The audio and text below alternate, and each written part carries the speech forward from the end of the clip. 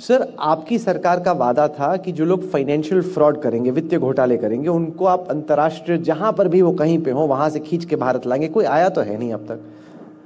जितने भी बड़े बड़े भगौड़े थे उनमें से कोई तो आप एक दो तो पकड़ के लाएं, किसी को दिखाएं। देखिए, ये आपको भी मालूम है, एक बहुत जटिल प्रक्रिया है।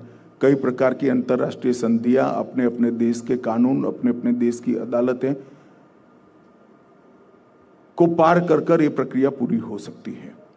परंतु हमने देश के अंदर इसके लिए भारत नेट की स्थापना की है, सीबीआई के अंदर, जो देश भर में जितने भी भगोड़े हैं इनके खिलाफ ब्लू कॉर्नर नोटिस इश्यू करना, रेड कॉर्नर नोटिस इश्यू करना, उसके बाद इंटरपोल का उपयोग कर कर उनको पकड़ना, पकड़ने के बाद प्रत्यार्पण का एक पूरा प्रक्रिया करना। इसके लिए भारत सरकार ने सभी एजेंसियों का, कुछ दिन पहले ही मैं गया था, ये पूरी 2 दिन की वर्कशॉप कर कर उसका एक एसओपी हमने बना लिया है।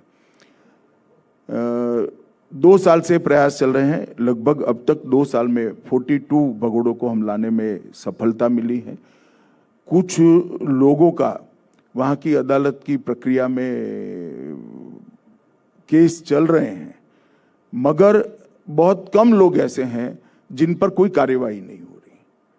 कई लोग ऐसे हैं जो पकड़े गए हैं, वहाँ की अदालतों ने उनको संरक्षण दिया, जेल में ही है, परंतु अदालत में उनका केस चल रहा है प्रत्यार्पण के लिए। तो न्यायिक प्रक्रिया तो करनी पड़ेगी और न्यायिक प्रक्रिया कर कर वापिस भी आएंगे, मगर कोई ऐसा नहीं है जिसके पीछे एजेंसी न हो।